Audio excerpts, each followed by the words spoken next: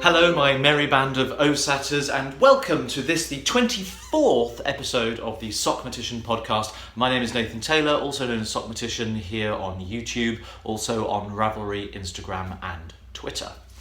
Welcome back. If you are a returning visitor, it seems to be the done thing with podcasting to thank people for returning, so I'm going to carry on with that and say I really do appreciate the time that people take to spend in my company and listen to me waffling and burbling on about often not very much, let's face it. I just managed to do it for quite some time. And if you are a new visitor, welcome. I hope you hang around. I hope you enjoy listening to me waffle and burble on about, let's face it, not very much. Today is Sunday morning. I don't normally record on a Sunday. It's Sunday the 5th of June, and I'm a few days later than I planned to. It's been a fairly busy week with work and other things, and they've just stopped me from getting around to doing it. So I've been very good recently about keeping up with my 2 weekly recording sessions, and I've missed it. I could feel myself later, as the week was getting later and later, getting a little bit jumpy and thinking, I really want to get together, and formulating what I wanted to talk about in my head. So what have I been doing? I say it's been busy. A lot of it's just been sort of general work stuff. But last night, did want to talk about this. Last night Ben and I went to the theatre after I'd finished my day at the box office at the theatre. And we went to the theatre at Hoxton Hall. Now, Hoxton Hall is in East London, and is in Hoxton. Funnily enough, for those of you who don't know the little parts of London, there's a place called Hoxton, and it has a hall in it, and it's called Hoxton Hall. And it's a really, really charming space. A couple of years ago, I saw a production of a musical about Sherlock Holmes. I can't remember the exact title, The Revenge of Sherlock Holmes or something like that. It's a Leslie Brickus piece, and my friend Luke Fredericks, who I worked with when we did Just So together, we were the Jaguar and the Leopard. We were sort of comedy double act, sort of baddies as well, but essentially quite funny. So he and I worked there on that together, but he then went on and became a director, and he directed and produced this production of Sherlock Holmes. And it's a very, very charming space, very small, but it's on 3 levels, and it's really, really tiny and really intimate. And it's got a real sort of old-fashioned Victorian music hall feel to it, which is very, very charming. And last night, another friend of mine and Ben's, a chap called Harrison Knights, was taking part in. It wasn't really a production. It was a sort of a one-off sharing of a workshop of a piece of performance. It's not really musical theatre. It has songs in it, and it's written by the music is written by a composer called Erin. I can never remember her surname. Begins with W. I'll put it here. Erin. That.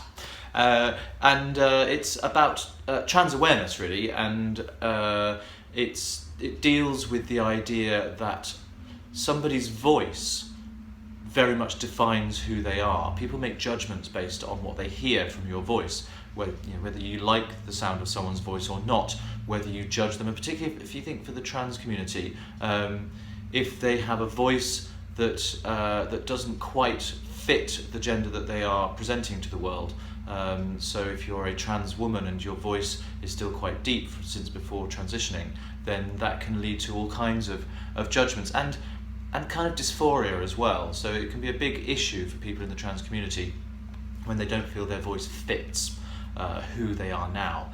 And that goes both ways as well. I think it's probably easier for trans men. Now, please don't write in if I'm getting this wrong, and I don't mean to belittle anyone else's experiences, but I imagine that because of the hormonal changes from taking testosterone, where a voice will break, I think more often than not, a trans man's voice will naturally have become reflective of the gender that he is now presenting, than if you're going the other way, because taking female hormones can't reverse what testosterone has done during your own natural puberty.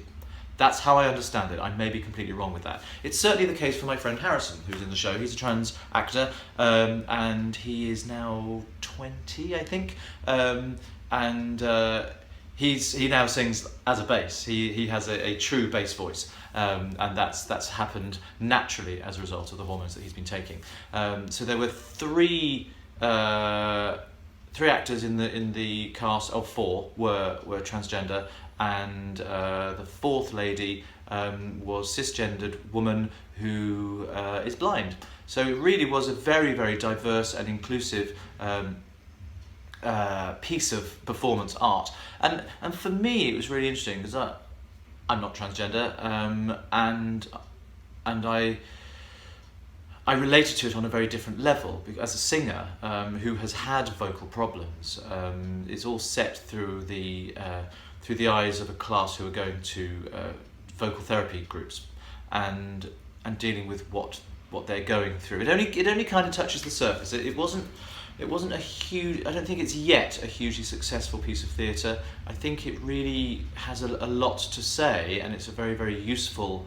It's a useful thing for the world to know that this can be a problem for people. I know that I've struggled quite a lot when I've had patches in my life of vocal issues and vocal dis-ease, and it's very, very hard for me. A lot of who I am as a person is wrapped up in what happens here.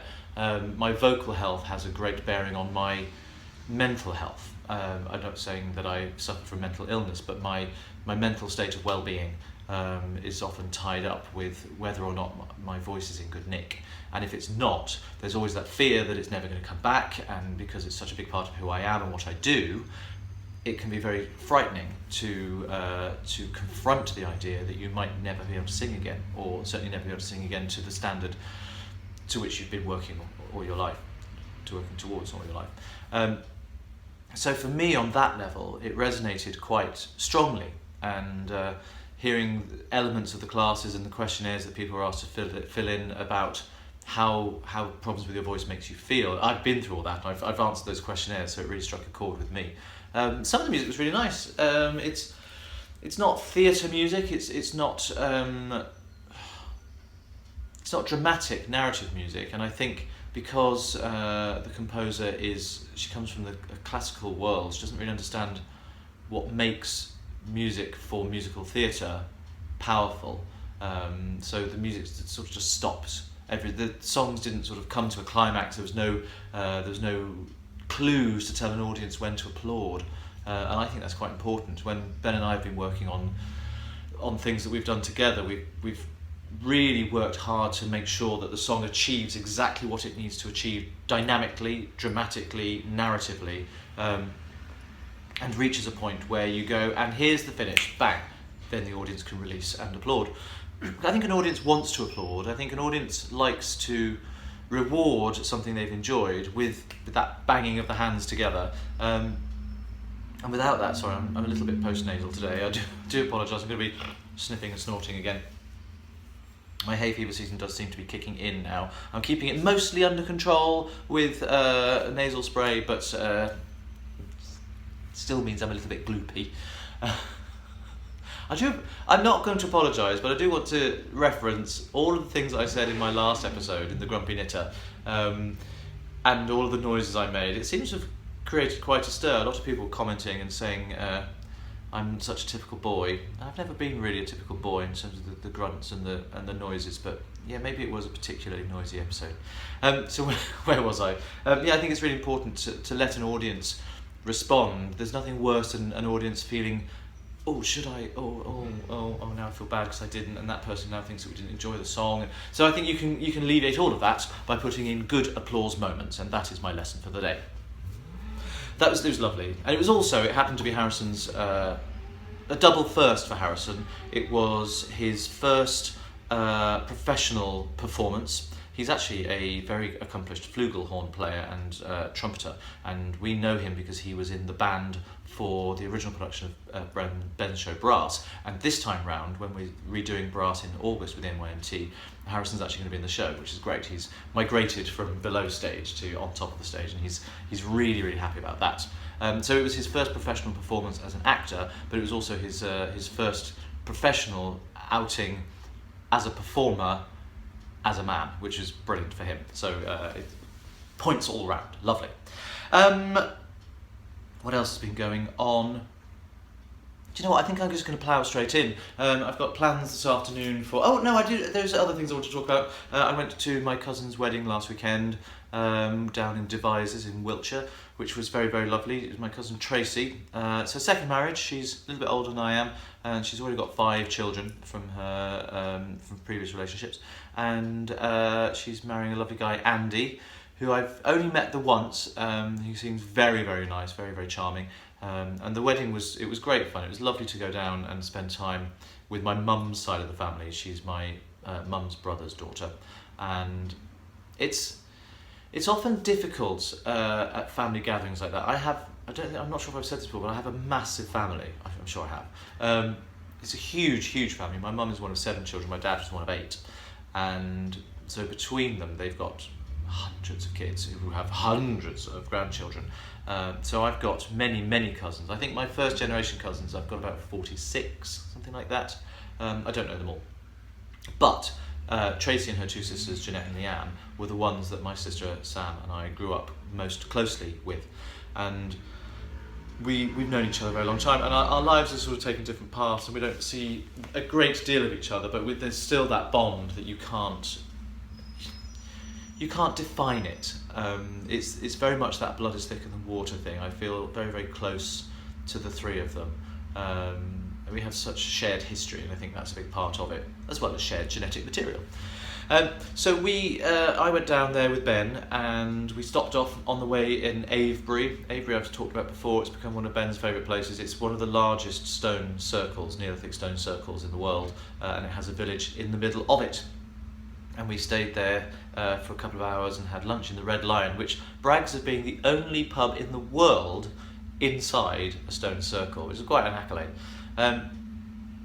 We wandered around and had a lovely time, saw some sheep. Now, here's the thing. This might be quite a contentious thing to say on a knitting podcast.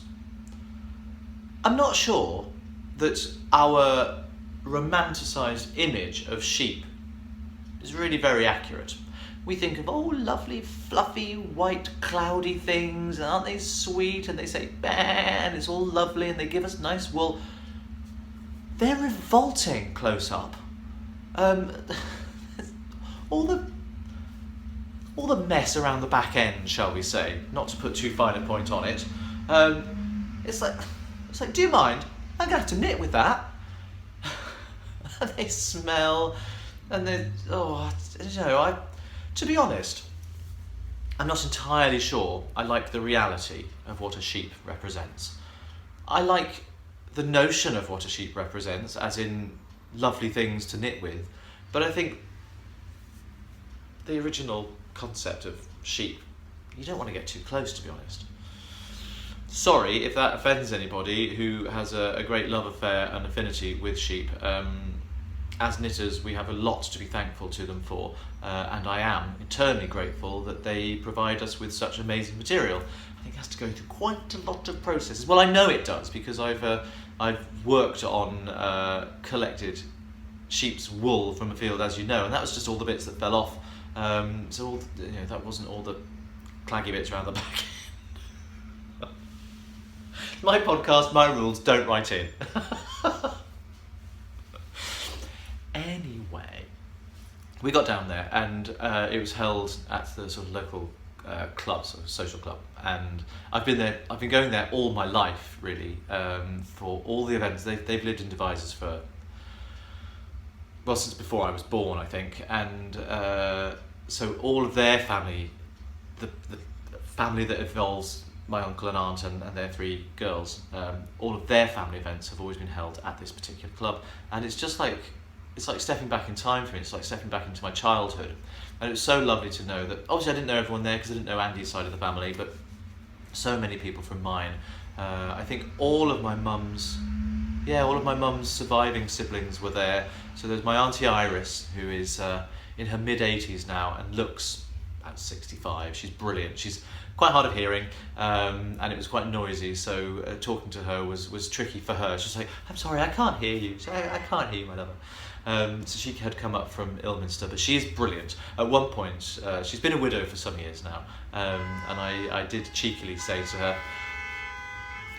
this happens quite a lot. All that beeping, I don't know if I've fully explained, but there's a filter light on the traffic lights outside, and it's a filter light that stops people from turning right while you're allowed to keep going forward. And so people see the red light and they stop, and people behind them who want to continue going forward in that lane get very, very cross. And as soon as one person starts beeping their horn, they all do. Drives me mad. Thankfully, my bedroom's at the back of the house. So I did cheekily at one point say to Auntie Iris, I said, "So, are you walking out with any nice young gentlemen at the moment?" She chuckled and she said, "Oh no, I've already had the best." And I just thought that was just such a lovely, lovely thing to say. Her husband, my uncle Alf, uncle by marriage of course, was a very, very charming man, and it was a very lovely thing for her to say, and it sort of, I got a little bit misty-eyed as she said it. It was just a chance comment from me, but she kind of came back with something very meaningful and blindsided me a bit with that. So she was there. My uncle Jimmy was also there, who, golly, he's 80 something, and my auntie Maggie was there, and my uncle Ken and auntie Sheila, of course, who were the parents of the bride, and my mum. And my auntie Sandra was there, who is the wife of my uncle Dennis, who's no longer with us, and many cousins. It was very, very nice. The problem for me with all of those kind of things is that there's always a disco and there's always lots of people and the volume is immense, and I just don't deal with it very well. I know that it's going to damage my voice, and so screaming and shouting over that kind of loud volume causes me a lot of problems. And the next day I was doing a gig, so I needed to make sure I was in good voice. So Ben and I basically spent most of the evening outside talking to whoever came out for a cigarette. We're not smokers, but we were out there with the smokers. If anyone wanted to talk to us, they had to come outside. I was like, I just can't take the risk. We were only there for a couple of hours, and it was supposed to be a 2-hour journey to get there, but it took us 3.5 to get there, and only about an hour and 45 to get back. So it was quite a long day of travelling for a couple of hours there, but it was definitely worth it. Lovely to see everybody. And then the next day I was off up to Macclesfield, which is in the north of England, kind of near Manchester, if any non-UK residents, if that puts it on the map for you, to sing at a wedding, to do one of the surprise singing waiter gigs that I do. So I pretend to be maitre d' of the banquet or the dinner, and at a certain point everything breaks into song. There's 3 of us that do it. It's great fun. I absolutely love it. I would do these every day if I possibly could. They pay quite well as well, which is quite nice. But so it's a nice little injection of pocket money every now and then. But actually, I just really, really enjoy it. When you're at a wedding, obviously I had been at one the day before as a guest, but when you are at a wedding, you can just feel everybody wants to have a good time. There's so much love in the room, so much positive feeling for the bride and groom, and it's often 2 families, but 2 groups of people who all know each other really well. And they may not have come together before, but there's lots of people there. It's not just like a corporate gig where everyone's just kind of on their best behaviour in front of the boss. People just want to have fun. And the bride and groom didn't know we were there. We'd been paid for and booked by the father of the groom, I think it was. Sorry, click. And yeah, so it was a surprise for them. So they had no idea what was going on until we got into the act. And the bride, she just had a whale of time. She absolutely loved it. She was up dancing, getting everyone dancing. At one point, everyone was waving their napkins in the air, and it was such a great atmosphere. I really, really enjoyed it. But it's a long way. There's one of the guys who was doing it for the first time. He's a new member of the team, so he was very nervous, and I was the team leader because I've been doing it for, a very long time. I had 7 or 8 years, I think. And so I was holding his hand through it and telling him what to expect, and these gigs are never standard because it relies on timing everything with the kitchen so that you go at the right time, but you have to make sure you catch the room before everyone goes for a comfort break and a cigarette, because you want to have maximum impact, and it can be quite stressful, but that's kind of exciting as well. So I was going through all of that with him and telling him what he could expect, and he did a great job, so all was well. That's kind of catching up.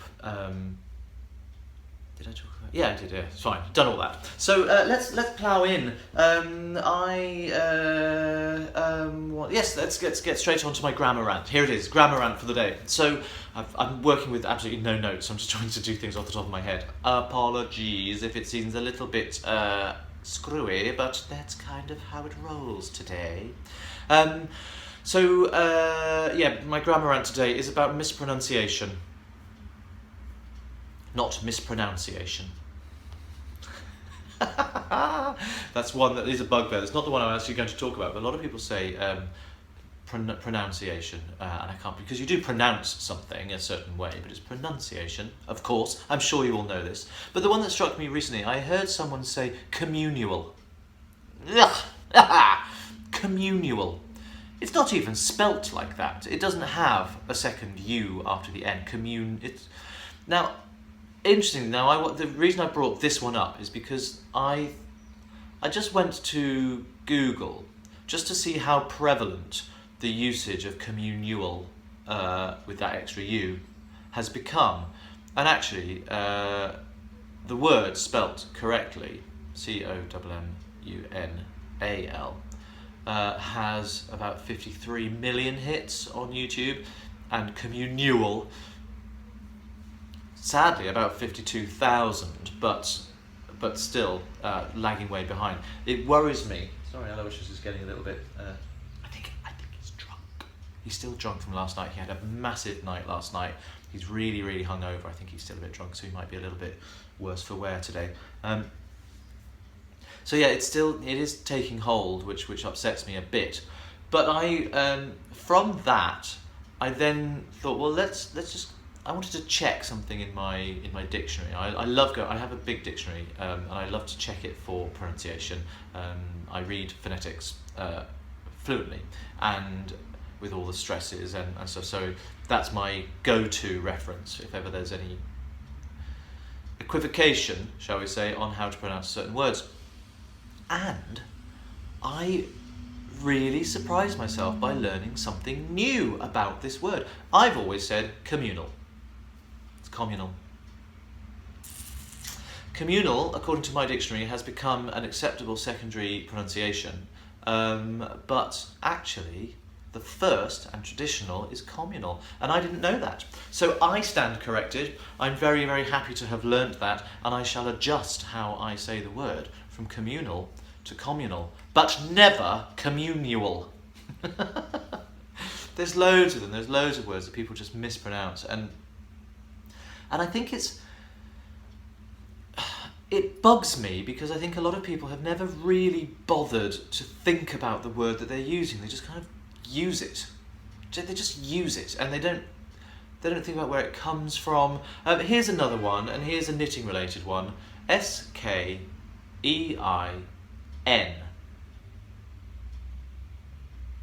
How do you pronounce that? There's a lot of people who say skein. Sorry, unacceptable. It's very much skein, and I can prove it. I didn't actually bring this up on screen, so I'm going to do this now. That if you look at the etymology of the word and where it comes from, it can't be anything else. Skein, etymology. It comes from a French word. Of course, when you wanted to, the computer never loads very quickly. It comes from a French word spelt like this, pronounced escaine. Escaine? I don't know actually. But it's definitely, because the A-I-G-N-E, it's definitely an A vowel. It can't be an E vowel in there. So it is definitely skein. So for anyone who's got puns related to skein rhyming with something een, I apologise, but it's definitely skein. Let me find the actual page for you here. Yeah, even in it's just Middle French, Escaine, a hank of yarn. It's all there for you. Just I'm not going to bother to show it to you. Just look it up if you fancy it. Just Google skein etymology. It's definitely going to be skein. I'm not going to change your mind. You're going to be railing at me if you're a skein user, and you're going to be shouting, it's personal choice. Yes, of course it is. Of course it is. But for my money, it's always going to be skein for me. And I'm not going to judge anybody else for getting it different. Well, I might judge a little bit, but only with love. So today's grammar rant is all about pronouncing words correctly. I think if you think about the usage of the word, if you think about where it comes from and what the word broken down is actually properly going to mean, and how it's spelt, not always, I know English is rife with exceptions, but often the clues are there, and if you don't know, look it up. Look it up. There's always going to be a reference manual that will tell you how to pronounce a certain word. And if by doing so, that means you have to learn a little bit about phonetics and the symbols that represent the sounds we use. Because, interestingly enough, letters don't really represent the sounds that we make. They don't. Consonants mostly, but very often with vowels, there's so many different sounds that we make that we don't actually have enough letters for. How many vowels can you think of? There's a, e, I, o, e, u. I mean, there's what was that? I ran through 12, 13. And we've got 5 vowels. So we have combinations of vowels, but that's often for diphthongs, which is 2 vowels that transition one from the other. Or triphthongs, in fact. There's another thing, another mispronunciation. People say diphthong. It's diphthong. PHTH in the middle of the word. Just so you know, there's a PHTH there. It's not DIPTH. It's DIPHTH. Diphthong. There we are. Just as an aside, that's my little gift to you. A little bonus extra. So yeah, the phonetic symbols are there to accurately represent. There is a symbol for every sound we can possibly make as human beings with our mouths as spoken voice production and even voiceless articulation. And so I did quite a lot of learning about phonetics when I was a kid, and I love it. And so I took it on at college as well, and carried on. And I find it invaluable because I care about how words are pronounced, and if I come across a word that I don't recognise, then I want to learn it. So I want to own it. I want to know about that word. So things like the most common vowel we have in the English language is not any of the letters that we have. It's called the schwa, and it's the neutral sound. Not as in the word up, but I may have talked about this before. I do forget what I've spoken about, so I'm gonna move on. Anyway, I love phonetics, I love my dictionary, and I love pronouncing words correctly. Blah! Today I'm going to crack straight on with what's tat? Look at that! It just sort of happened. Today's what's tat is called mpatapo. Mpatapo, and it's this blue boy here. It looks, a lot of people mistake it for being a Celtic knot, this one here. People think it looks like a Celtic knot. It's actually not. It's not, I promise. It's another of my Adinkran symbols, of which there are many, which are the ones that come from West Africa, where Ghana is, approximately where Ghana is now. Mpatapo, again, I have no idea how it's pronounced, and I can't find phonetics for that one. Having just said what I say, I read English phonetics. Well, I mean, I know phonetics of the sounds, but I haven't found a reference that will tell me exactly how to pronounce that. I think it's mpatapo, but it's spelled like this. I don't know if that worked, that I thing I just did. I'll check that in the edit. And I should bring up the page about it. I have it here. Mpatapo. It's the knot of pacification or reconciliation.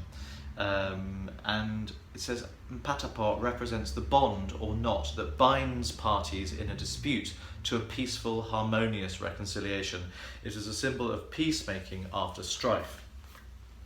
And there it is on the screen for you there. So it's not like a Celtic knot would always have us like an under and over and under and over. Can you see the crossbar at the bottom, the horizontal bar, goes over the top of the 2 verticals, and the crossbar at the top goes underneath the 2 verticals. So that's a little bit unusual, and I had to make really, really sure that the artist got that right. He didn't just sort of go on autopilot and just because I took all the symbols in that I wanted and he made templates from those. And you can see that actually that is the case and it has been rendered correctly. Now I love that because I think what it means for me is the idea that after strife comes peace.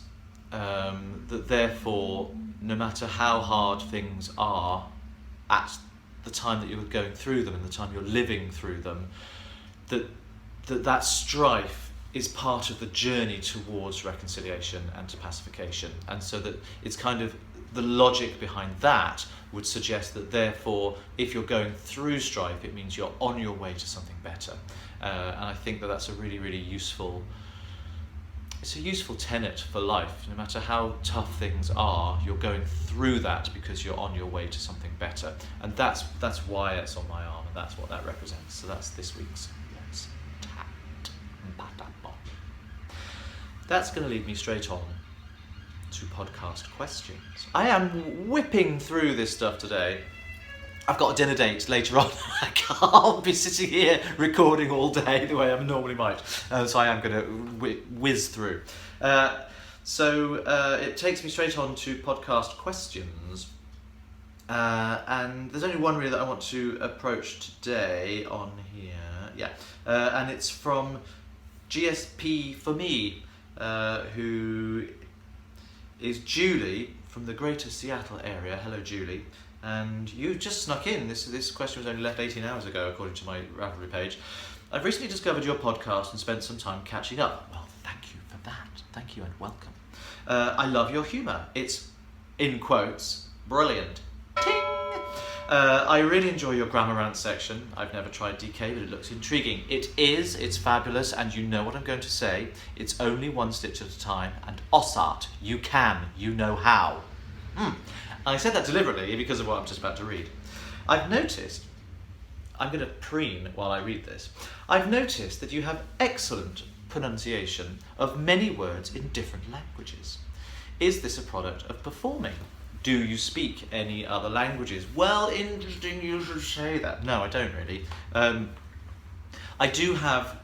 I've always felt that I have a natural affinity with language. I find it quite easy to pick up other languages, and yet I don't speak any language fluently apart from English. I speak a bit of German.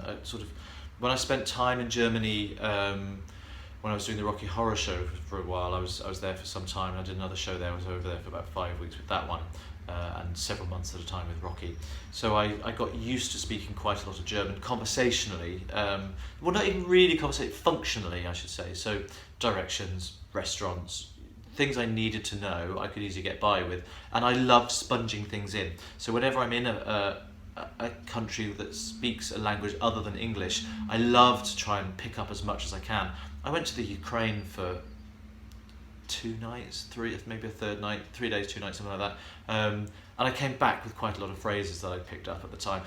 I don't remember much of it now. But I love to, I feel I understand, my brain seems to understand how language works.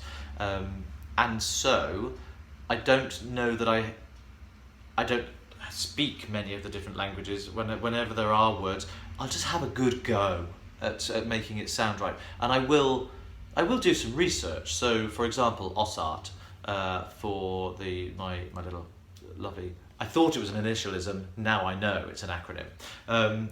Ossart. I had a look online. I went to Google Translate and I typed in the word and played the phonetics, so I could hear it. And I think that's really important. I don't want to just butcher stuff. I'm sure I don't get it right all the time, and I'm sure to maybe I'm just a good bluffer, because if there's anyone else out there who, like me, doesn't speak any other languages, who hears me at least giving it a good go, they're not going to know whether it's right or wrong anyway, so they probably think, oh, he must know what he's talking about. He sounds very un-English. I try. This is all I can say. I do try. So I don't really speak any languages. Perhaps it does have something to do with me being a performer. I think mostly it's to do with me being a singer and a musician. I think being a singer is all about listening. You have to really listen in minute detail to the sounds that you make. When I'm singing, I don't just open my mouth and out it comes. There's so many different brain processes going on to monitor the sounds that I'm making, to make tiny little adjustments here and in my mouth and in my resonant areas, in my breathing, in my posture, just to make sure that the sounds that come out are as good as they can be. So I'm listening all the time rather than just letting stuff happen to me. And I think that's, so I've got quite a good ear for accents, and with a bit of work I can come out with a fairly good representation of a new accent. And again, knowledge of phonetics helps with all of that. So I think it's all rolled into one. I think that's mostly the answer to your question. And so there's another one that I wanted to ask. It's like the answer, sorry. So Sweetheart77, who is Kathleen from St. Louis, Missouri. I'm going to be in St. Louis next year. I answered her question about tea drinking last time, saying that I'm not really the person to ask because I don't have any tea. Well, she's come back and she said, thanks for the sort of, in quotes, answer to my question. I was really more interested in the ritual of taking tea rather than the tea liquid. Well, I'm sorry, Kathleen, genuinely, it wasn't a fob off. The answer is the same.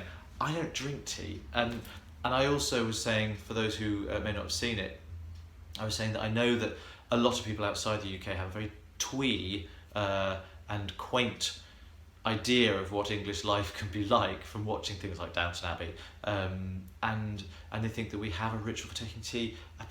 If ever I make tea for Ben, or sometimes for myself, very rarely, the tea bag goes in the cup, the hot water goes in, I add some milk and I add some sugar, and that's really it. There's no ritual. Traditionally, I'm sure if you go to China, Japan, and there's tea rituals and things that take hours. I'm sure possibly traditionally here there may have been as well, but I don't know anyone who has the ritual of tea. So I apologise if that's disappointing. But it genuinely was. I wasn't misunderstanding the question. It's just the same answer for both parts. So there we are. That's kind of that, really. Community-wise, this podcast is going from strength to strength. And interestingly, I'm changing. I think I'm going to evolve a little bit on how I start contacting people. It seems that I have more followers on Instagram than anything. It's catching up on my YouTube subscriber numbers here, and I'm not the kind of person who gets obsessed with the numbers, but I do monitor them just because I'm trying to I want to reach as many people as I can. It's not about, oh, look at me, I've got 3,000 followers. It's nothing to do with that. It's about, oh, that's a really useful way of contacting people when I've got some information I want to share. So my newsletter, people will have noticed who've been on it for a while that it's recently changed from being a private thing to going to MailChimp. I say private, obviously it's always been a private newsletter to subscribers, but I used to host it privately and run it myself. Now I've got into MailChimp. Now the thing about MailChimp is that it's only free up to a certain number of A, subscribers, and B, mails per month. Mails sent out per month. I don't mean like I send out 2, but I mean if I've got 1,000 subscribers, then it goes out, that's 1,000 emails. I can't remember off the top of my head what those numbers are. But I'm getting close to having to start to pay for it. I really don't want to. Just because I'm cheap. It's not because I'm cheap. I'm poor. I don't have any money. And what I really don't want to do is the little bits of money that I do make from selling my patterns, I don't want to use that all up on something as mundane as a newsletter. So what I've always done so far is I have... when somebody has bought a pattern from me, and I think I've got a message on there, is when you buy a pattern from me, when you get a confirmation, it'll say that you're going to be subscribed to the newsletter. I'm not going to do that anymore. I'm not going to add people automatically. If anybody wants to subscribe, then they absolutely can, and as always, the link is here below. It's just sockmatician.com/newsletter, and you can sign up there. But I'm not going to keep adding people just by default. So they're not, and this is going to happen for two reasons. When I went over to MailChimp, there were a few people that unsubscribed, and at first I got quite upset. It's like, but but you're my loyal friends, and I give you discounts. And you're all knitters, you're all people who've bought something, so surely you want to know what I've got to say. How arrogant was that? No, not at all. A good friend of mine, Thorana, is Icelandic guru of sales and marketing, and I was watching some of her stuff recently, and she talks about an unsubscribe is a really good thing.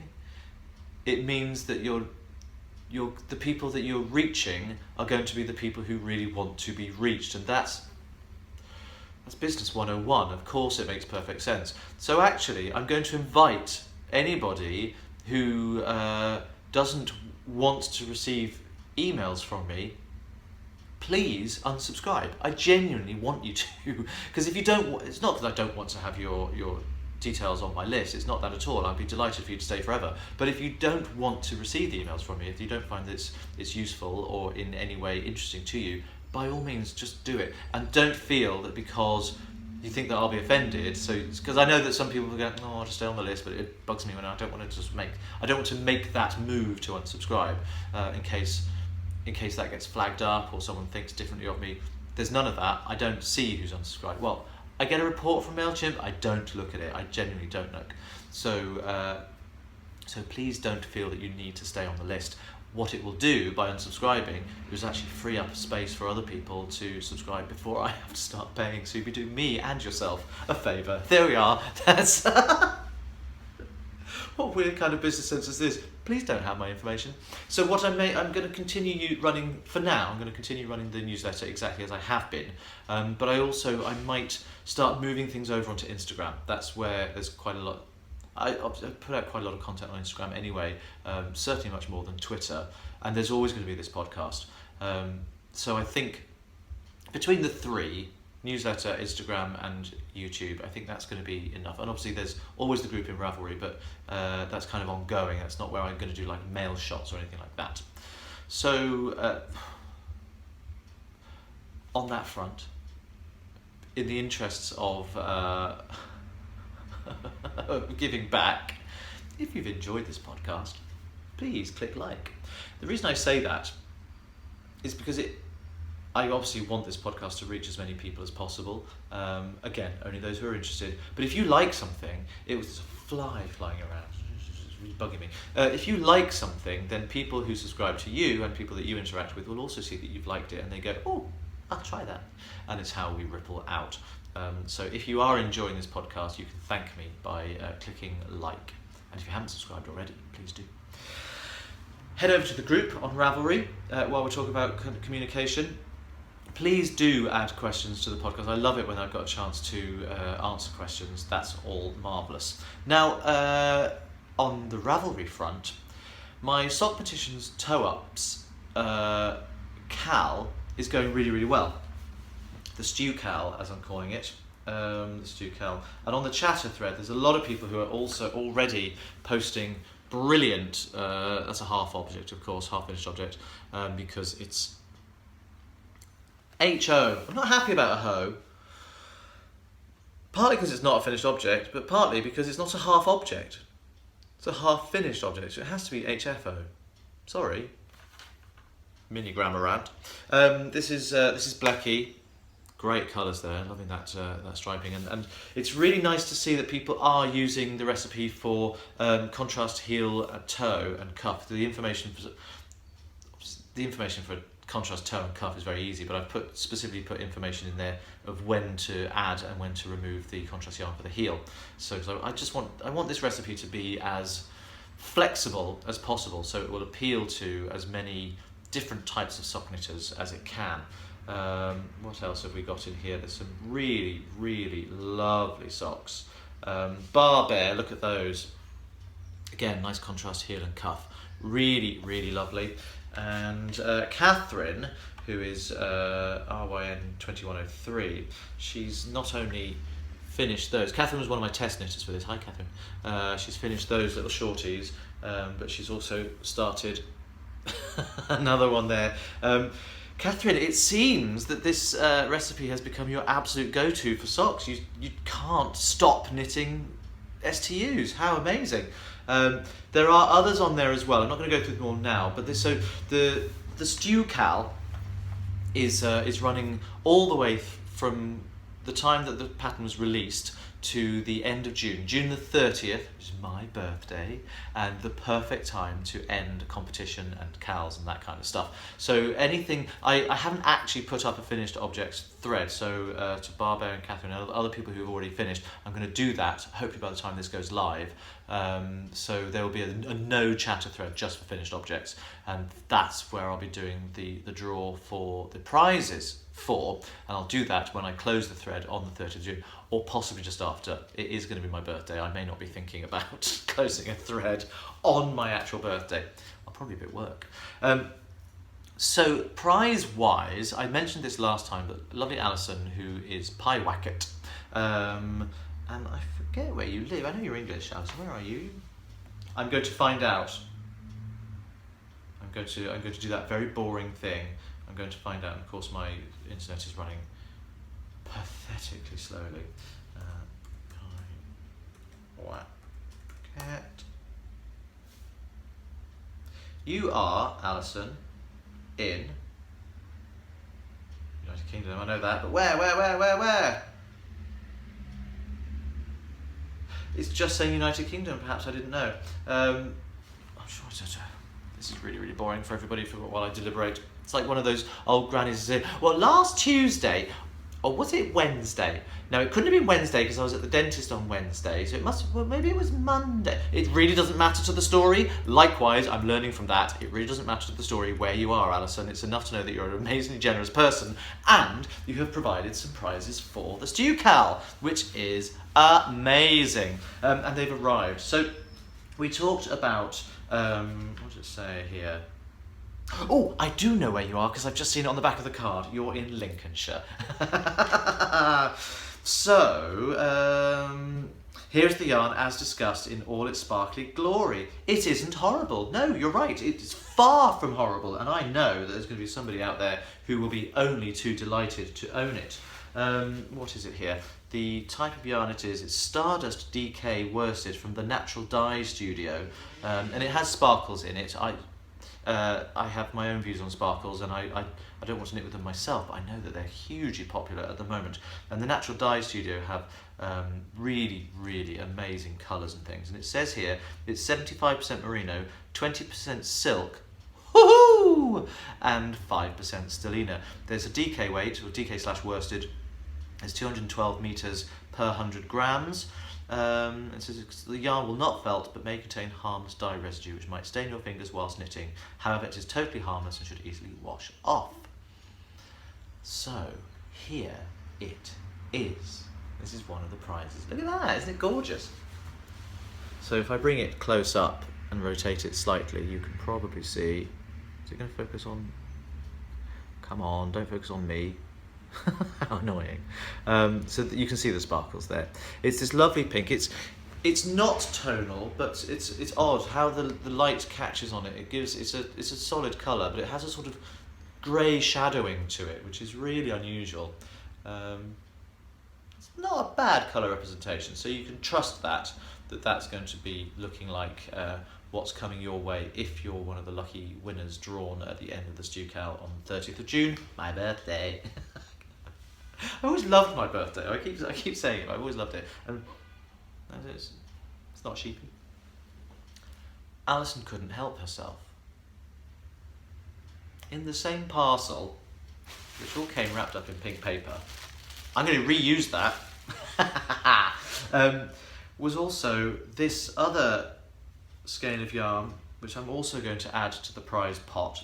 Again from the Natural Dye Studio, it's called Dazzle HT, and this is 100% blue face Leicester, and it's a 4-ply, 400 metres for 100 grams, and this is in the Spice 2911 colourway. Look at that. Now that's showing up a little bit brighter on screen than it is in life. It's quite it's a vibrant but muted orange. It doesn't have that sort of yellow gold halo that you can see on the screen, so sorry about that. But there's the label, and it's really nice. It's got there's a sturdiness to blue face Leicester that you don't get with merino, and I don't mean it's not soft, because it's really not at all scratchy. It's got a real heft to the bounce, if that makes sense. It's spongier rather than squishier. It's not hard. It's not a firm. I mean, it's gonna be lovely, and it's got a really nice. I don't know if you can see there. Really nice sort of high twist. So I think it's going to be great for stitch definition for cables or anything like that. Any textured patterns would be really amazing. And because this one is a tonal colour, but it's not variegated. It's not too busy. I think it'd be amazing for showing off some stitch patterning on a sock. So maybe you'll want to do your next pair of STUs on with a patterned foot, top and leg. I've lost the ability to speak. So Alison, thank you so much. Thank you so much. This is brilliant. Ting. What else? So Alison is just one of the nicest people around. So she also, after that, I got another little package through the post. Now this was... Hi Nathan, I promise I won't bombard you like this generally, but I'm still catching up, and Ben's aversion to woolly stuff has prompted this. Back before you started knitting, around 2009 if my stash is any guide, yarns with bamboo, other plant fibre, microfibre and sea cell, seaweed, were in a bit of a trend. They seem to have had their time in the sun, but several do still exist. So here, this is so kind, here are some samples of ones I have. I thought I had... Maybe there will be something here that Mr. Sensitive, I sympathise actually, but I'm not as bad as he is, can wear. Love, A. And on the... Shepherd's Pie.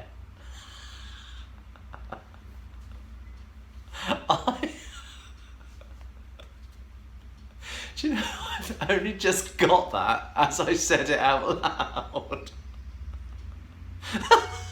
I love word puns, I love word games. I didn't even spot that. I just thought, oh look, there's the shepherd spy. Okay, I thought it was just funny, and now, as I say it out loud, it's shepherd's pie. Oh dear, what is wrong with me? Thank you, Alison. Thank you for that. So, here are the little samples that she sent. Two little bits here, some nice leftovers that I'm assuming this is something that you've knitted, and this is what's left over. And this is the Debbie Bliss Cash Merino Aran, which I'm sure many people are very familiar with, in colourway 300017, and it's 55% merino, 33% microfiber and 12% cashmere. So I think it's the microfiber along with the cashmere that's giving it the smoothness, and it really is very smooth. Do you know, I'll be interested to know what Ben thinks of this. We're going to do, do you know what? I'm actually not going to show you the others because I'm going to save those for next time, because Ben and I want to do a little bit of a touch test. He wants to make a little guest appearance on the podcast, which I am so excited about introducing him to you all. And so this will be added to it. So Alison, if you don't mind, I'm not going to talk about the other things that you sent just now. I will leave those until we've got Mr. Sensitive himself here, and we may see how he responds to these fibres. Please, nobody get offended if he flings something across the room. It's more about him than it is about you. So Alison, thank you so much. That's going to be a really fun section in the podcast next time, or whenever he's around when I'm recording. So okay, back to the STU KAL. Not the KAL really so much, but the STUs themselves. In my quest to make this pattern the most flexible, versatile, useful pattern I possibly can, so that people will run to it and go, this is how I'm going to make my toe-up socks.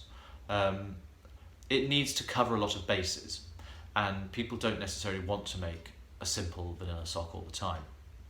You can easily add patterning to it. But as feedback has come back in, and not just feedback, but certain things people have said, or questions people have asked about it, it's made me think about other aspects of how I can amend, update, improve the recipe to include other additions.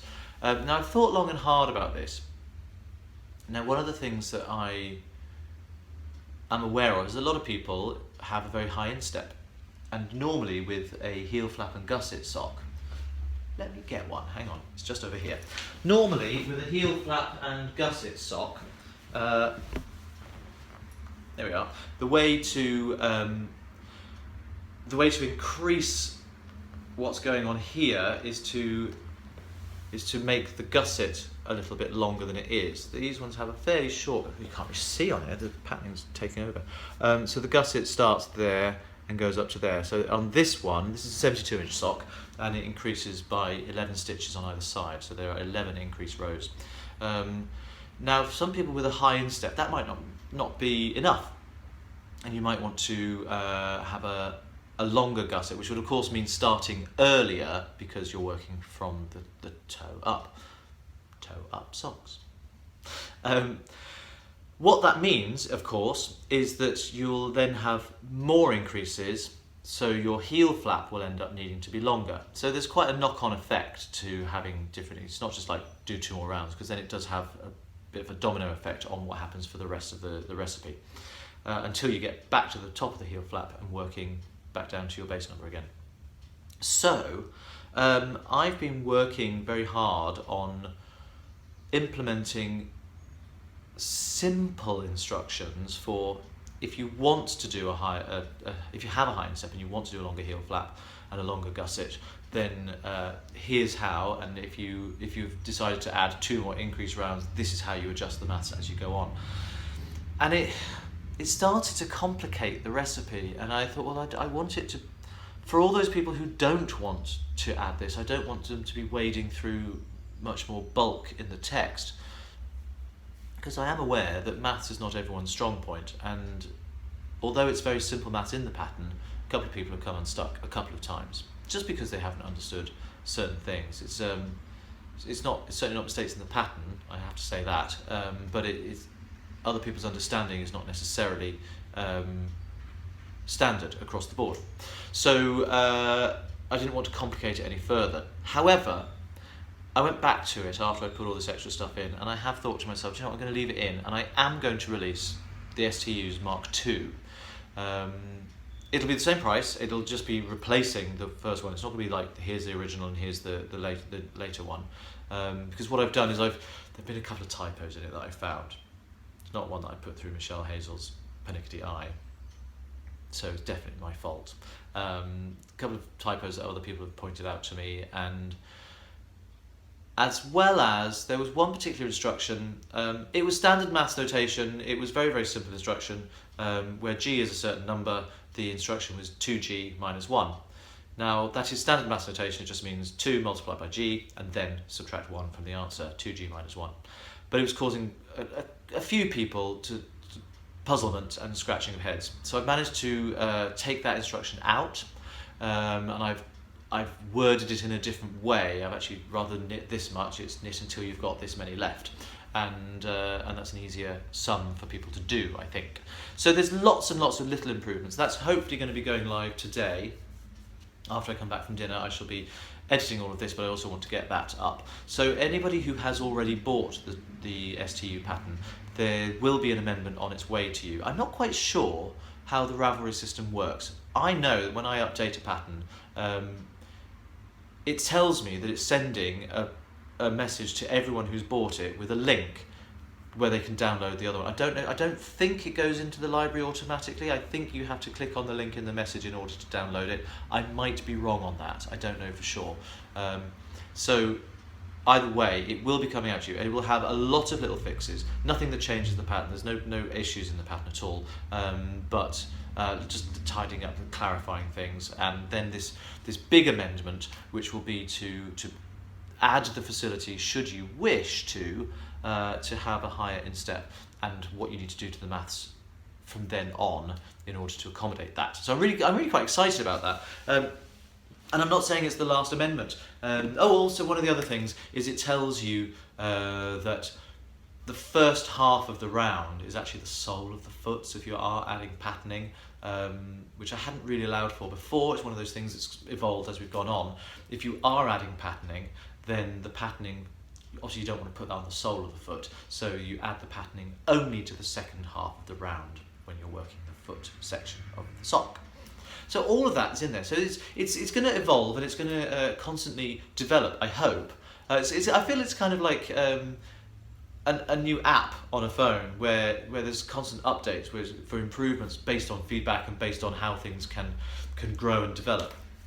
That's what I want this to be, because I do want it to be as all-encompassing as it can be without sacrificing simplicity. That's going to be my thing to watch. I need to make sure that it's always clear and concise. So that's the plan for that. Now, I also spent a lot of time last week working on a different version of the pattern, all the same information in it, but a spreadsheet version that does all the maths for you. And when I had done all the work and taught myself all about creating formulas in spreadsheets and trying to format everything on the page, I then realised that Ravelry doesn't have the facility to be able to host a spreadsheet file as part of a pattern. What I wanted to do was be able to host it alongside the TARPS recipe, so that when you're in your library or when you're going to download it, you get there can be two files there, one where you sit and work out the maths yourself, and one where you click in and put in a number and it does it all for you. It's really cross. So it exists, and I don't have my iPad somewhere else, but I can show it to you now. And I'm really quite pleased with it. I was really hoping that it was going to be a really very, very useful addition. And I've gone around the houses trying to find ways of, where's the cheat sheet? I call it the cheat sheet. Trying to find ways of hosting this on an automatic way. I was thinking, I still don't know what I'm going to do with this. I think what I might do is I might offer it for, if I can work out a way of doing automatic PayPal delivery for a digital download via my sockmatician.com website, I might host the pattern there for the same price. It would still be just £2, and still pay via PayPal, just wouldn't be going through Ravelry, except for anybody who has already purchased it. I don't want people to feel the need to buy it again, but if it's the kind of recipe that you have enjoyed working with, and you now want to work with a different yarn weight so you can have a different stitch count, it might be nice and fun for you to just put in the number, and the rest of it will get populated with the right numbers for the maths. So that's certainly the plan, and it looks, I've called it no maths. It looks very much the same, and it's, oh, hang on, where's my cursor? I can't do this, there we are. It looks very much the same as the actual recipe until you get to here. You can see there's a 0 in that box just there, and there's a 0 in that box there, and there's a 0 there, and there's little red boxes scattered all the way through. Every time that there's a number, basically based on your base number. So what you do is you put the base number in here, and I'm going to stick it in and say 72, because that's the base number I use. And then just by doing that, that automatically changes all the others. Can you see 72 in there? Now that says 12, that says 72, and scrolling up we've got all of these numbers here, which will change if you put anything else in. I'm enormously impressed with myself for learning how to do this. I had no idea that this kind of thing was possible. I did quite a lot of research into it. And I've also made it accessible so you can also add later on, if you're going to do extra increase rows for the gusset to make a longer heel flap and a bigger instep, then you can just say, well, I've done this many increase rows, and it will adjust the rest of the maths for you. It's very, very clever. It's very, very simple to use. I just don't have a way of getting it to people. So I think I'm going to look into the idea of trying to purchase it separately on my website. And for anyone who already has bought it, the original STU pattern, I'm going to say, if you can email me, and the email address will be on your receipt from PayPal or Ravelry, when you bought it. If you can forward that receipt to me, just so I know that you have actually purchased it. Ben and I went through all sorts of options. He said, well, can't you just sort of link to it? So yeah, but then it is the full pattern. And it's not fair on people who've already bought it if I'm suddenly making an easier version. It's not easier, but a version where you have to do less work, available for free when people have paid for it. And also, it's not good business sense. So, because no one will buy it anymore, just go and get the free one.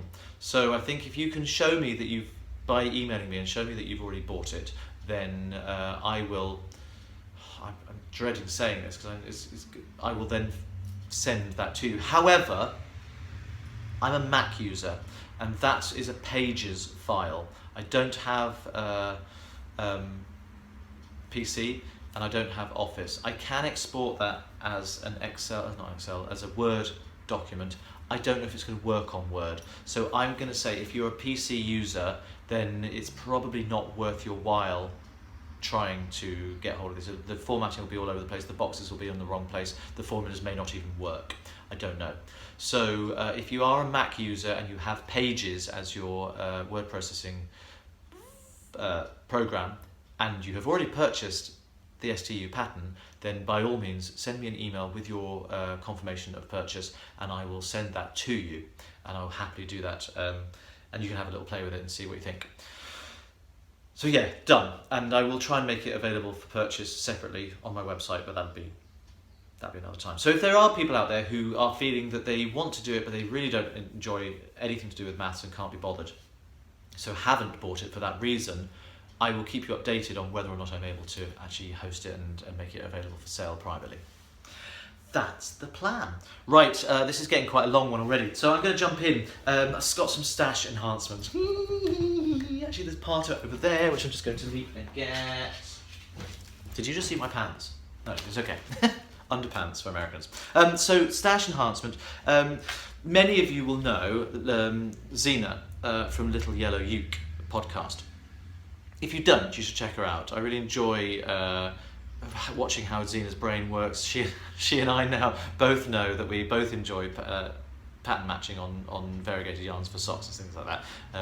She mentioned it and I've mentioned it, and we have this little ongoing thing, which is a lot of fun. But she is also recently started dyeing her own yarns, and she does some really lovely stuff. A lot of her stuff is based, the colourway names are based on musicals, which clearly appeals to me. And she did a shop update recently, and there's one particular yarn there that I just fell in love with. Oh, I've got to have that. So I bought it. Now her Etsy shop is Little Yellow Uke. It's littleyellowuke.etsy.com. I'll check that. I don't think it's littleyellowukecrafts.etsy.com. I think it's just littleyellowuke.etsy.com. I'll check it now. That'll work. Here we go. littleyellowuke.etsy.com, and this is her soprano sock base, which is 75% superwash merino and 25% nylon. So it's going to be great for socks. It's got a lovely high twist on it, so it's going to be really good for. I'm going to just mute that. No one needs to know when I'm getting an email. It's about Fibre East. Actually, people do want to get. It's 100 grams, 425 meters, so it's a good generous. It's a fairly light one. It's going to be great for texture again, because it's so well twisted. This is, do you know what? I'm just going to show you the whole thing. It's called Blue Hawaii, and it's just so lovely. It's gorgeous. It's this wonderful tonal sort of heathered.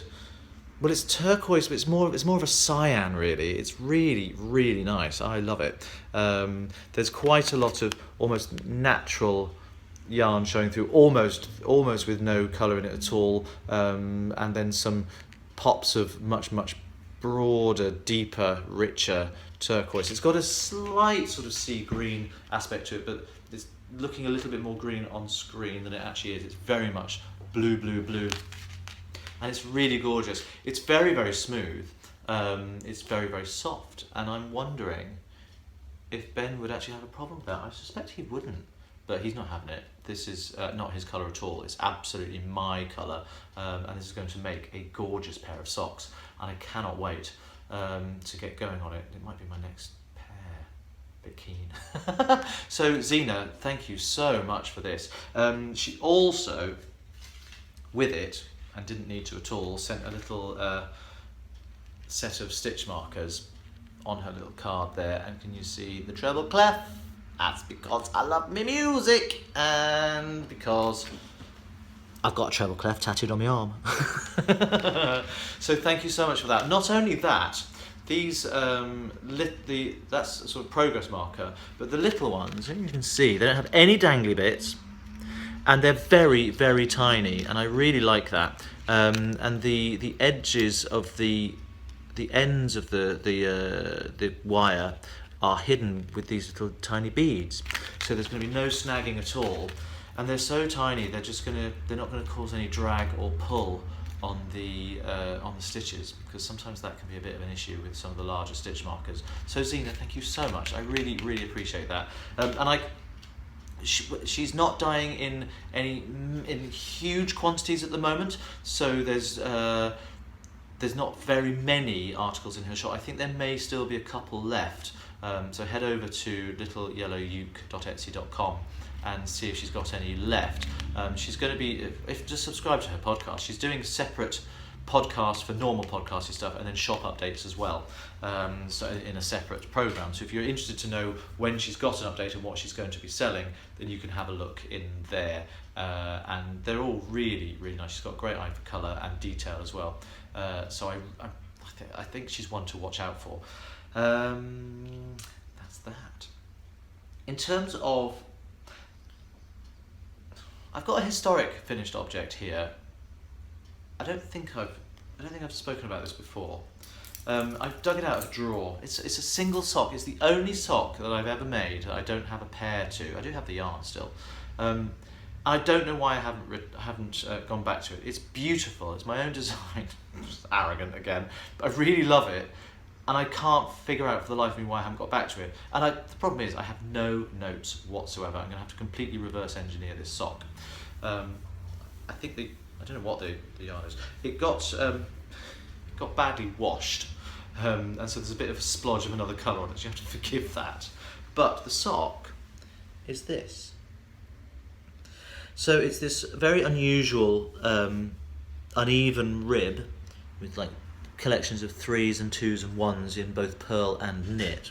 And then down the side, it's got this little cable braid, which then, as it comes across to the instep, travels across the foot, skews across, and then goes down into the toe. And if you have a look into the toe, the cable goes right to the end, disappearing as the increases take care of it.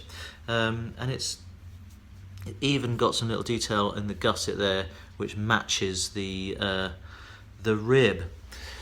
It doesn't need a cuff specifically because it's ribbed all the way up, so it just goes all the way to the top, as does the cabling. And I really love it. I really don't know why I haven't. I mean, it's going to be difficult to go back to it because I have no notes. I'm going to have to completely start again and work out and count.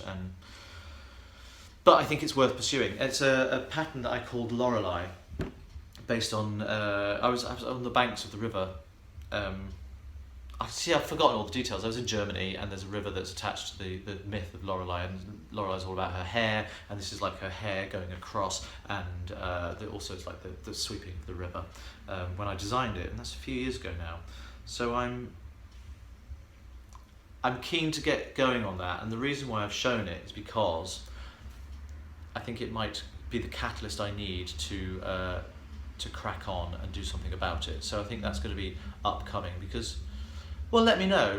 Let me know if there's any interest in this. I'd be interested to hear from you if you think that's a sock worth pursuing. I hope people will like it, but you never know. I might not get any response, in which case it goes back in the drawer. Ha ha! I don't have any finished. That's a lie. I do have a finished object. I'll show you that in a minute. In terms of whips, still ongoing. I have done a few more rows on this.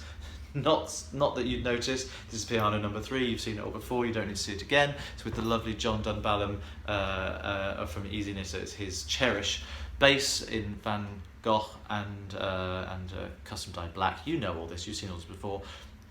I've been focusing so much on what has become my finished object that I haven't had a chance to do anything on anything really.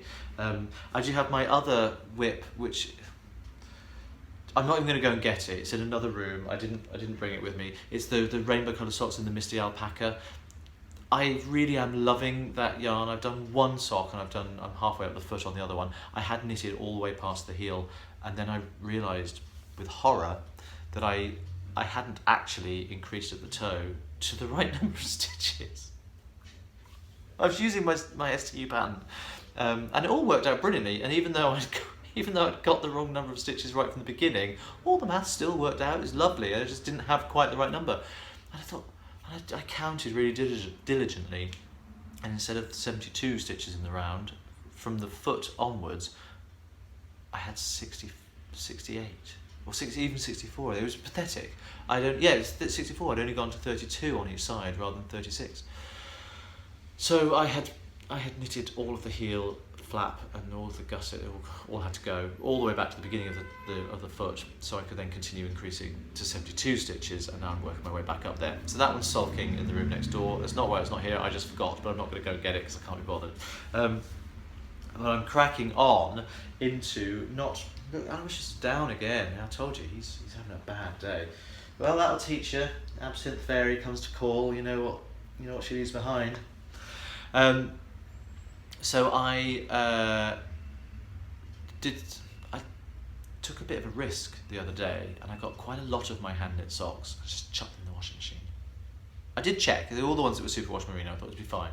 I washed them on 40 with the load of us. I didn't put them in the tumble dryer. They went on the radiator. But I beg your pardon. They're all fine. They're all absolutely fine. None of them are shrunk. None of them are felted. So I've hand wash, schmand wash. There's only going to be a few socks I'm going to hand wash in future. These are just going to go into the washing machine as and when with all my others. It'll make life a lot easier. But I did notice with horror, as one of them came out, that there was a massive hole in the toe. It looked like this. Now it's odd that was on the underside of the toe. It's not on the top. I think it's got nibbled. And I thought, you know what, that's too big to do a decent darn, and it's going to be right on the toe, it's going to be really uncomfortable. So here's what I did.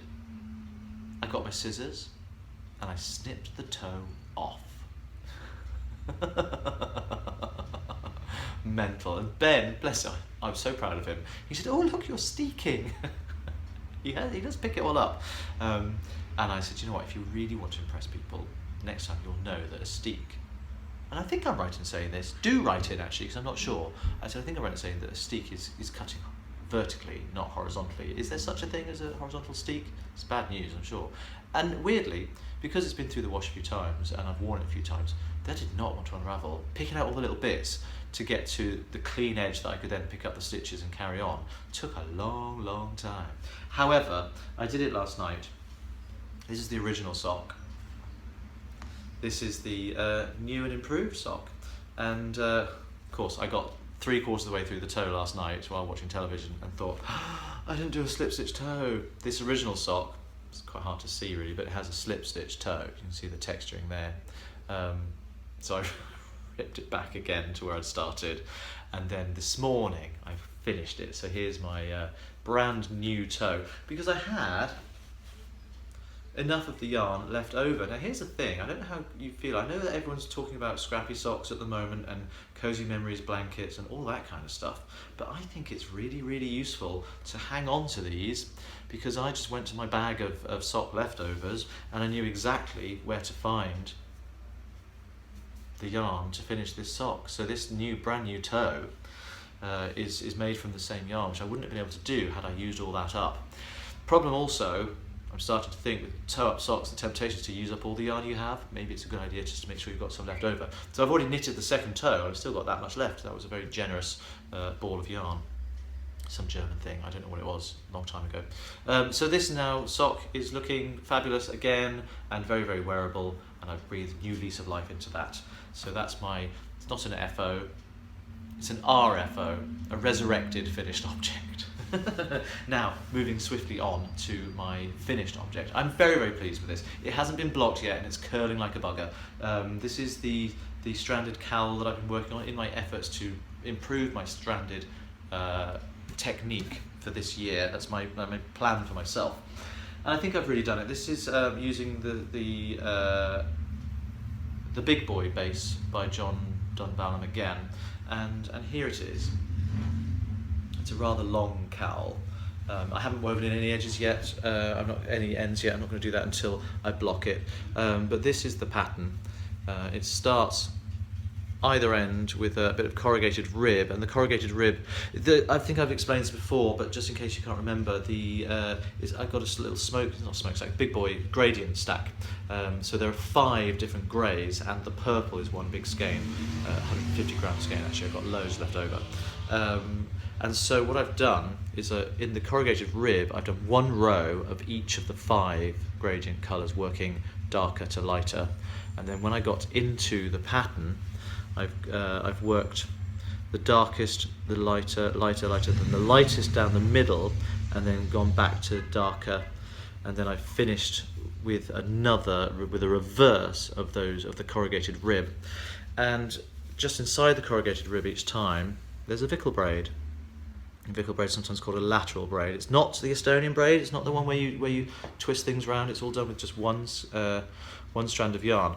Interestingly, where there are some plain rows here which are just purple, one either side of the Vickle braid, because I didn't want to encourage the fabric to flip over, because the tension will be different, because there's obviously stranding on the back from the corrugated rib. I've actually stranded with the other end of the ball, so you can see on the purple rounds there, it just looks like pearl bumps really, but actually I was alternating a stitch with one strand of purple, a stitch with another strand of purple, to keep the texture on the back the same. Now I know a lot of people are interested in seeing floats. I'm quite pleased with the way there's no real puckering going on. That's the back. That's what my floats are looking like. They got better as the piece went on. I feel like I've really got the knack of doing this now. And if you've been following me on Instagram, you'll see that I've been posting videos of how to do it, and I've started off with 1 yarn in each hand, like I do with my double knitting. But actually, I turned to both yarns on one finger, and I found it much easier to keep the tension consistent throughout. So it's a KAL. It's a long KAL. It's a deliberately long KAL. It's not long enough to go around twice really, but it's sort of just to be worn as a really drapey. When it's blocked, I'm hoping it won't curl quite so much. It might. I don't know. I'm not an expert on these things yet, but it's really warm, really cozy, and you can wear it any which way you like. And I'm very happy with it. The pattern itself comes from a 16th century book called Il Burato, which is needlework designs, and I've adapted it and charted it out. And I think it's really gorgeous. The mixture of these little florets and the larger ones in the squares there, I think is really charming. So that, I mean, it really does want to curl. Please reassure me, any stranded knitters out there, anyone who's really good with this kind of stuff, is that what stranded knitting does? Is that going to be a problem once I've blocked it? Also, it's circular. How am I going to block it? Do I need to block it kind of flat and fold it in half? Is that not going to make creases? Is there a way of blocking it properly so I can pin it out and make sure I get everything sort of not curling? I don't know. And then I'll sew in all my ends. You can, I mean, it is sort of long enough to go around twice. It's quite snug if you do that. It's actually quite comfortable. I didn't think it would. I've learned something new. I quite like that. Feels nice. It's really warm. So that's the KAL there. I don't have a proper name for it yet. I'm not going to call it Il Burato because I've got a selection of patterns in the pipeline, all from the same book. So it needs to be something to do with that, but not that, because they're all from a book called that. So that is the KAL. I'm really happy with it. I have thoroughly enjoyed knitting it. I didn't expect I'd enjoy the stranded work as much as I did. I'm still a little bit unconvinced. I think double knitting doesn't do this. Double knitting doesn't curl like this. It just sort of sits there, just does what it's told, which I love. But I do really love the... I like the fact that the gauge pretty much square, so those diamonds are pretty much even. If I block it too much, it would distort it, so I don't want to really go to town. I just want to keep it flat. There's so much I do like about it. I don't mind the look of a back. I think that's not particularly unattractive, particularly because you can see the pattern. I didn't catch any floats in at all. I think that starts to look a bit messy. I know some people are probably clutching their pearls and gasping at me when I say that. The maximum stitches of one colour in this pattern is 5 anyway, so I know it's borderline. Some people say 3 or 4, but I don't like how it looks, and I think you can often see it on the front when you've caught a float. You can obviously get this little blip, and I didn't want that.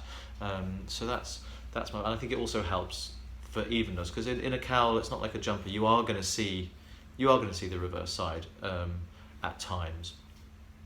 So I think it's nice to keep it looking as even as possible. So that's what I've been doing, and that, my friends. Oh, I didn't show you. Here's the toe that I snipped off, complete with its rather large hole. Yeah, that was never going to be a particularly good darn, was it? Snip, re-knit. That, my friends, is an insight into my knitting life for the last couple of weeks. I'm off to dinner with my friend Philip, who was my best man at my wedding, and his husband Daryl. We're going to have a nice chilling out dinner down by the river. And so although this podcast episode is now a finished object, remember, life is a work in progress. Just take it one stitch at a time. See you very soon. Happy knitting. Take care. Bye-bye.